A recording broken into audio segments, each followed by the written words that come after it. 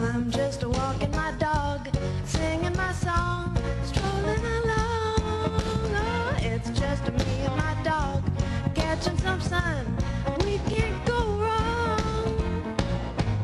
My life was lonely and blue. Yeah, I was sad as a sailor. I was an angry one too. Then there was you up here. Hello, welcome to Rescue Roundtable. I'm Mary Catalano, and I'm here with some special guests. Everybody's always special. We love our guests, and I'm very happy to have these lovely ladies that work really hard for animals here today. Beth Heisen and Karen Snook in defense of animals, and you are the executive. No, you are AMRT co-founder. Animal Match Rescue Co-founder Team. of AMRT. And you are the executive director of In Defense of Animals. Exactly. Is that national In Defense of Animals? It's international. International is fantastic. And we are here talking about one of our unfortunate subjects, puppy mills. Why? Okay. Why are we talking about the puppy mills, girls?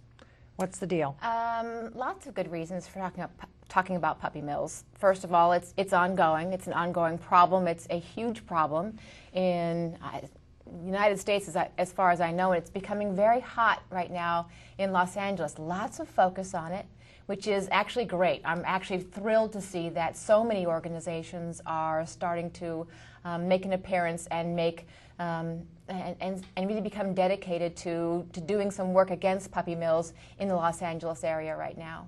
Now, we were just up in Lancaster trying to, we found out that in Lancaster, in that area, we were trying to work on the spay neuter bill we're working on for California, trying to get the people in Bakersfield in that area, it's completely a nightmare.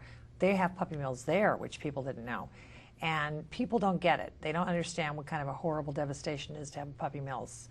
And here in California, it's growing. And what happened recently, some wonderful stuff happened. They shut down some stores, right? Yes. Posh Puppy was shut down. Both stores of Posh Puppy were shut down through the efforts of some local people who just got together and said, we're not taking it anymore.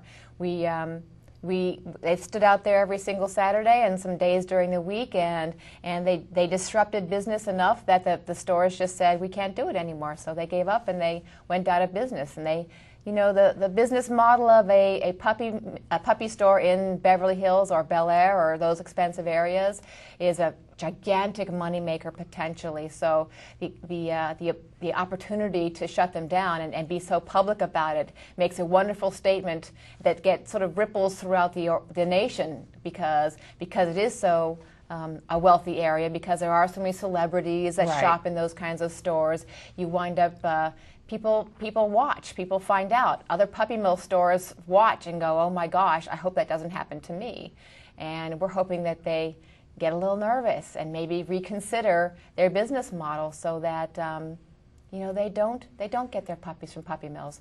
And ideally, they wouldn't get bred puppies at all, that they would actually do rescue. They would do humane adoptions versus purchasing of an animal, because in my ideal world, we treat animals as more than just objects or commodities or things to be purchased, because they aren't objects or commodities. They are living, breathing creatures who care and who love and who feel and who experience terror and pain when they are in abusive situations, and they deserve more than what they're getting, and certainly their parents deserve more than what they're getting. Yeah, people don't know. I was going to say, I don't know if it's so much that people, part of it is people don't know the realities of puppy mills. Right. They see the facade on the pet store and it looks so inviting. Again, explain what a puppy mill is, because we have pictures, we have some footage.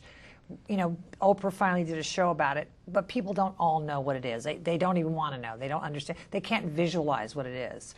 And it's a really horrible visual.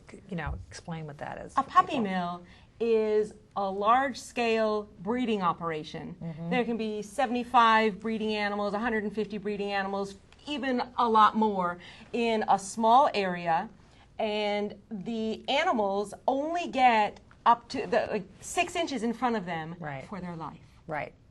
They live in these small enclosures for their entire life, sometimes with wire on the bottom, so that their waste goes underneath, and they have to live with that there. And the cleanliness is a problem, the lack of veterinary care. The thing about the puppy mill is that it's a for for-profit operation. What we do, we do rescue, we spend time at the animal shelters. We're there to help the animals. Right. But the thing about puppy mills is that they are for-profit businesses, meaning that if they're going to be successful, they have to keep their costs down, keep the veterinary care down, keep the food expense down, don't give them the highest quality anything. But on the other hand, they have to make sure that their revenue is up, so they have to create the illusion that somebody who's spending $1,000 or $2,000 or whatever for this puppy, because they cost quite a bit when you go to the pet store and get one of these little teacup whatever, and so they have to create the illusion that you're really getting something for all this money you're spending, and so there's a whole illusion that goes with it, so that people will spend this much money. And the problem is this really caters to the gullible. Right. The people who, what I was going to say is that it's not so much that people don't know. I think it's even more that people don't want to know. No, they don't want to know. I've gone to a couple of these protests, and sometimes when somebody's walking around with what seems to be a dog that was perhaps purchased at that store, and I'll go up and I'll say, "Are you familiar with puppy mills?" And I don't think I'm a real threatening person, and they'll just say, "No, I don't want to talk to you." Right. And why don't you want to know the reality? Here's an animal you're spending the animal's whole life is going to be spent with you, hopefully. And why don't you want to know what really goes on? And the cruelty that goes on at these places where they get no human interaction, they get little veterinary care, they can't do things that their species of animal is meant to do, like get out of their small enclosure once in a while, feel the ground and run. Why don't you want to know what's really going on? Why don't you want to know about the inbreeding and the overbreeding and how the animals are just bred and bred and bred and bred until one day they can't breed anymore and they're discarded? Why would somebody not want to know about that? But in order to maintain this illusion, they just cast that aside and say, no, I don't want to know. I want to stick with my cute little whatever I got here. And they're wonderful dogs. But people should know the reality of what's going on, which is why these pet store protests are so important, not only to hopefully discourage the pet store owners from continuing to further the puppy mill industry, but also to educate the public about the truth, about how you're not getting anything special for that money. The only thing that's happening with this extra money you're spending is you're giving more profit to the people who perpetuate this cruelty. Well, what about the AKC and the association with that? All their papers that they think they have to have with their dogs. I mean, I just talked to somebody the other day, and they said to me, I want a dog that's a purebred dog because I want to know where it comes from. And I'm like, oh my God, of all things, that's the last thing you're going to find out about that dog, because it's inbred, it's from a puppy mill, etc. So what does the AKC have to do with this?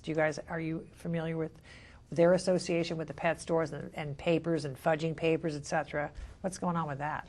I think the fudging paper thing is a whole different issue, but the AKC registration, when they tell you get your puppy at this store and we've got AKC registered puppies, what that means is they've got a piece of paper that tells you mommy was this name, daddy was this name, and they were registered with the AKC, and that means there's a piece of paper.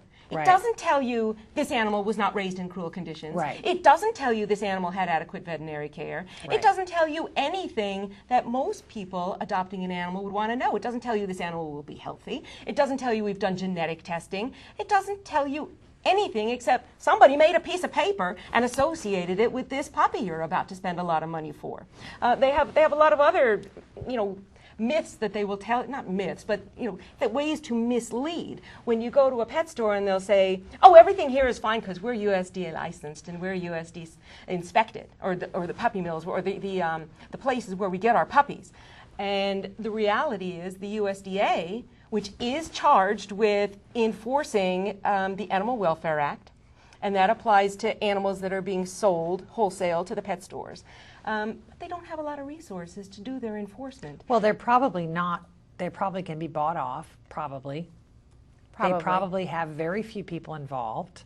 And it's probably a big cash cow for them. It's huge. I always think about it in this way. USDA stands for United States Department of Agriculture. It just sounds like meat. It's exactly what it's about. It's about farming and meat and products. Yeah. These are products that are made to maximize profit. It has nothing to do with humanity. It has nothing to do with these animals and their parents and the welfare and living a decent life.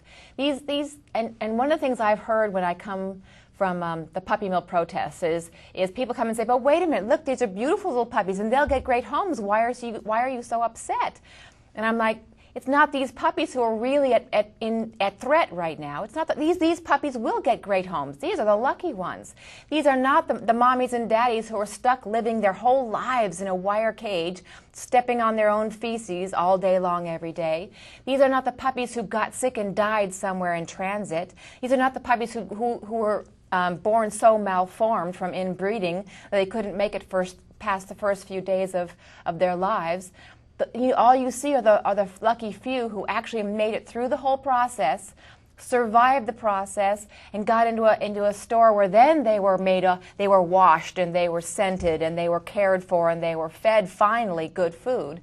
But that's all too common that what happens with a lot of these puppies, even the ones who make it to that cute stage where they've been washed and cleaned and they don't stink anymore, is they still suffer very often from their past circumstances. They very often come in with giardia, internal parasites, various kinds of genetic diseases that you won't see in an 8-week-old animal. People often have dogs that are inbred, very, very sick, and that die on them. And then the stores are doing some sort of cover-up to cover their butts. We have some footage here of the protests from the puppy stores.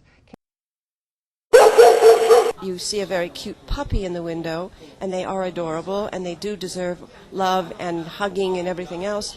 But then you have to know where they're coming from and what happens to the parents of these cute little puppies who are forced to breed and breed and breed in cages, and they never get out, and eventually they're useless to people, and they are either put down, and they are in terrible shape, and they are suffering. Puppy mills shouldn't happen, period. As far as I'm concerned, as a veterinarian, dogs, cats, other species deserve to be treated as more than mere property, commodities, objects, and things. And when you're in the business of buying and selling, that's for the same reason you don't buy and sell children. You adopt them. These dogs and cats should be adopted. When you start buying and selling, you're treating those animals as property, commodity, objects, and things to be made to make money from, and that's you end up with the greed causing all the shortcuts, and the animals suffer. It's a horrible, horrible life, and although they produce these incredibly adorable little puppies, and their puppies may actually get to go off to beautiful homes and live wonderful lives, the mommies and daddies of those puppies live the worst possible life I can imagine. Those that are used to breed over and over and over again even have the most horrendous conditions, because a lot of times there's C-sections provided, C-sections for these animals to take out puppies that are premature simply because they make better, smaller pets. And we've seen all these posh celebrities with better and smaller pets supposedly, but they don't understand that a lot of these times these animals are suffering. So not only are the puppies that are coming out that are being sold at stores like this or gotten for stores like this are psychologically, emotionally, and physically abused, but those that are breeding over and over again beyond their own health, beyond any standards, and oftentimes have their larynx cut out simply because it's easier not to hear them go through pain, hear them not bark for their lives, than to stop doing what they're doing. And so any store that actually sells puppies, instead of people going out and actually adopting, that are getting their puppies from puppy mills, it needs to stop. Bottom line is this: we all know right from wrong. We're not stupid. We've been in this world for a very long time as adults. Puppy mills are wrong. Any store that gets their puppies from a puppy mill is wrong. We know basic human rights. And this is a basic human right that is being denied animals. It's wrong. Bottom line. Now, if you want to say, I'd rather be wrong and make a profit off of that, you go right ahead. But as long as you do, I will be here. The puppy mills have to cease to exist. So log on to idausa.org for more information, and come on out and join us for the protests. Please save a life and adopt. That was great. So you guys, there's a lot of people involved in this. It's really having some effect. And what were you were telling me something about, you were going to make an example of how people treat dogs and animals. Right. Well, Dr. Katz mentioned something on that video clip right there that I think is really important. And he talked about the fact that You know, that the animals should be adopted, they should not be purchased, because they're not commodities and they're not objects, they're not like a blender. And in my adoptions, I very often say, you know, people say, oh, I want to buy that kitten. And I say, you don't buy a kitten, you adopt a kitten. It's a family member. And it's the same thing with these animals. They shouldn't be purchased at a store, they should be adopted from a rescue or from a shelter. They're a family member. And my acid test, whenever I think about things that tend to be moral one way or the other with respect to animals, is if you use the word child instead of the word animal. If you, in this case, puppy mills, if you use the word child, and I'm going to go buy a child, it sounds wrong to you. That same test you can use anywhere where you use the word animal. You don't buy a child, you adopt a child. You don't let a child sit in a cage, on a wire cage for its whole life with only 6 inches in front of its face for its entire life, never having touched the ground. A lot of these dogs, because they don't want puppy mills, they know that they're kind of shady businesses. The big ugly ones. Kinda. They know, and they don't want the public to find out. They don't want the public to find them, so they very often put them in, you know, back in big barns. They don't want the dogs to bark, so they very often will cut their vocal cords so the dogs can't scream out their pain. They can't voice their need for love and affection. They can't ever make a sound that says, save me from my horrible conditions. Some of them never even see the sun. A lot of these guys are born and bred to death and die in these wire cages, never having touched the ground, never having seen the sun, never knowing human love, never having had a child hug them, never having had any of the joys of being alive in this world. Well, there's also the mathematical issue of how many, you know, you're in rescue, Laura Beth, and you and I, and we all suffer. We suffer, we go to the pounds. I mean, it's interesting to me because we were talking about this earlier. I adopt out only kittens in pairs or cats in pairs because if someone wants one animal, then you go to the damn pound. I'm not going because it's too hard to go. It's too excruciatingly painful. How many animals are killed? How many animals are killed in our country every single day? And you're making more animals. And you're making more animals so that you can make money. It is absolutely revolting to think that that's what's happening, because we know where the bodies are piling up. It's our horror, it's our nightmare. I mean, every email, it's so funny because someone said to me, I can never get your email you because your mailbox is full. My mailbox is full of rescue pleas. It's not full of fun. It's not full of little silly internet jokes. It's full of my nightmare because I'm only doing kitties right now. I'm so overwhelmed I can't even do. So Laura, you know about you have a website. Your website is based on what? It's a rescue website. It's animals that are currently impounded at the animal shelters that are seen on my group's website, AMRT.net. It shows photos and descriptions of animals currently at the shelter. You can see their pictures, see which one you like best, go on down to that shelter. All the information you need is there. You don't go through us. Why do you take pictures? Because the pound pictures are crappy, right? I mean, no offense, but you know, it's not that they're, I mean, there's people that volunteer to take pictures for you. Correct. It's partly to show. And that itself is a nightmare in hell. If you're just going to the pound to take pictures, to try and save animals' lives, then you have to see all those animals. It's absolutely horrifying. As the result. That's your life that you live as a rescuer. We do it partly to show as good pictures as we can, but also so we can tell you about the individual animal, what their personality is, and so on, which is something else about getting a puppy mill puppy, or any kind of puppy is, you know, when you get one from the shelter, you kind of get an idea of what they're really like, how big they're going to be, what their personality is going to be, and so we try to describe that on our website. But that is one of the things, that's an important point you're making, that we're talking about the tragedy of puppy mills, that the poor mother, the breeding stock, have to live their lives in these small enclosures without adequate heat, without adequate, you know, ventilation. Climate control. It shouldn't be happening at all when animals are alive and healthy and need homes. We have magnificent animals in our shelters. I've been a shelter walker for 8 years, and I go through these shelters and I am stunned every single time. Every one Purebreds, beautiful, beautiful animals, some of them loving from animals. From puppy mills, loving animals. They are gentle and they are affectionate, and they are desperate for any kind of love and affection. They just want a family, and my 3 dogs all came from the shelter, and they're the loves of my life. I can't imagine. One of them I mean, they literally, they were dragging him by the neck to be euthanized at the time that I found him and brought him home. And he is just the most splendid creature. And he was about to be killed because they had to make space for more because more animals kept coming in. And they keep coming in because people discard them like objects. Like garbage. Like and garbage. it's interesting because whenever I've transported a dog in my car, I mean, I saw them I put them in my car for a half an hour and all of a sudden I am their new god. Yes. I mean, it's unbelievable how, I mean, I don't even know that many people that are worthy of the love of a dog. I really don't know that many people that are good enough to deserve that kind of love. I really don't. I And don't. the fact I that look at my people- dogs and think, how How could come? you Why? love me so much? How come? What did I do? You know, I don't deserve it, and but they I'm so grateful. It's like, you know, and the fact that they're discarded the way they are, it just that's what really kills me. It's a matter of it's a mathematical issue, not just to have. You know, you don't make more animals when animals are being slaughtered. Well, it's not for even just being alive. Right. Well, it's not even mathematical when you consider that each and every one of those mathematical numbers is a live being who loves and who feels pain and who wants to love you back and who wants to have the joys of having a yummy treat and playing with a toy and bouncing around having an adventure. It's way so much more than just mathematics. Every single one of those is a precious creature who deserves to be alive. They were born. We owe them something for having been born. And to discard them like garbage because we want a pocket puppy who, you know, was ripped from its mother prematurely to make sure that it never gets over 4 pounds. What have we become? What kind of people have we become?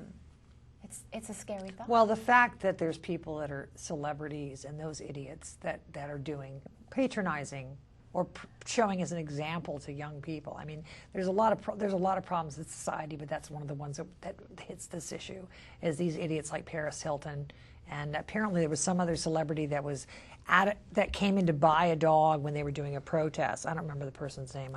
Oh no, I know who it was, and I don't care about bad-mouthing her. It's except I can't remember her name. She's English, but she was like, I don't care. You know, she went past the people, I don't care. And it's like, wow, you need to be slapped. You need to be slapped around. It's kind of frightening, isn't it? When they like as she was saying before, they just purposely, they want to remain ignorant. They don't want to know about the issue. They just want what they want. And you know, we all part and parcel of that because we all create our American culture, which says that particular behavior is acceptable. It's okay. She walked in that store. The puppy store was happy to sell her a puppy because all they really care about is a profit. She walks out because all she really cares about is being able to carry around this incredibly cute little individual. And you know, we participate in that culture. And until people, you know, make it very clear that our culture will no longer accept that activity, where people now look down their noses at those who go and purchase a puppy for its cuteness and then discard it later on when it's larger or when it has an issue of one sort or another. That's another thing. Larger is interesting. I mean, the fact that, I mean, I've been at the pound when I've seen other people take puppies and don't even expect that they're going to grow because they're so ignorant. They don't have the intelligence level to understand the dog is going to grow. It's not trained. It's just the worst. And the fact that the money is being made, it's good that, I'm glad that Oprah finally somebody came after Oprah. I mean, came to Oprah and she actually did something because that was the biggest shock. It's fantastic. That was a shock to all of us to have something. But that's the thing, even under the best of conditions, breeding and breeding and breeding, when we have so many terrific animals at the shelters, not just at the shelters in Los Angeles where we kill over 50,000 a year still in the city and the county shelters, but throughout the country. You hear different estimates, you know, between 3 and 5 or 6 million a year that we're killing, and yet here are these businesses cranking out more when it's not like we have a shortage and need more animals. Exactly. And so it's bad enough that these businesses exist to make money off of creating animals that will add to the overpopulation and cause more to get killed. But then when you add to that since they come from puppy mills, they're coming from a life of misery into more problems with the poor veterinary care and so on, and the people impulse buying them when they're looking cute in the pet store. One thing that's important for people to know about puppy mills, when you hear all these scary stories about them that are absolutely true, about the bad conditions for the breeding stock and for the puppies and so on, and the bad conditions in the transport to the broker and then to the pet store, and then if they don't get adopted quickly or if they don't get bought quickly at the pet store, then they get dumped back at the shelters and anything. Well, this isn't making me enough money, so let's just discard this one. But when people see that, and what they need to know is that the bad conditions are not illegal. A lot of people want to dismiss it and say, well, if it was really that bad, the USDA would shut them down, or some authority would. But keeping an animal in a small enclosure with only 6 inches in front of them for their entire life is not illegal. It's unbelievable. So the fact that a facility is USDA licensed or even USDA inspected, if the USDA has people to go out and do the inspection, they'll pass the inspection or they'll get a violation that nobody will follow up on that doesn't come with a penalty. There's no mechanism to stop these puppy mills from happening. The only one we can hope for is that the public will become aware of the reality of what's going on. Consumers will stop. Yes, and if people stop going to the pet stores, because most of the animals most of the dogs and puppies that are at the pet stores do come from puppy mills. Right. So if people stop patronizing them and instead patronize the animal shelters and the rescue groups that are helping these animals, then, kind of voting with your consumer dollars like everything else, then the puppy mills will gradually phase out. And that's what we need. And we can start saving lives. And kitty cat mills, I guess. And kitty cat mills, too. Right, that's important. And she mentioned something that's really important, and that is that a lot of pet stores will say, oh, we don't sell puppy mill puppies. We are, they're AKC registered or they're USDA inspected, so they're good. Right, they're sounds clean, good. That sounds good to me. And that's a bunch of nonsense, because it's the USDA that says these wire cages, no problem. Yeah, these, the government these wouldn't pass do inspection. that. And the AKC doesn't have any laws about you have to be raised in clean conditions and they have to be given a certain amount of space and they have to be able to touch the ground at some point in their lives. So all that AKC and USDA inspection stuff means nothing. The other thing that I thought you brought up in the very beginning of this show that I thought was really important was you mentioned that the fact that there's some puppy mills in Bakersfield. One of the stores we're protesting right now says, we're better now because, yes, okay, we did buy some dogs from out of state, but now all of our dogs are local dogs within 2 hours of Los Angeles. Isn't so that proves nice? They're not puppy mill dogs, which is just nonsense. Because within 2 hours of Los Angeles, there are boatloads of puppy mills. Out in Lancaster and Bakersfield and Fresno, out in those barns and those garages and those places, there are boatloads, in the hundreds, of puppy mills ready to supply people with the cute little Yorkies. We have to stop Pommies. it. We're done. We have no more time. But we want people to understand. They need to look around look on the internet, look under puppy mills, do some research, get involved, be active about it. Be active about it. Do not buy dogs from pet stores. Do not buy puppy mill dogs. You really are not going to know where they got those dogs. So you can stop the suffering of these animals. You can take an active role in this. Thank you so much, Laura and Karen, for coming today. And thanks, folks. Please spread the word. Thank you. Bye-bye. Thank you. Thank you.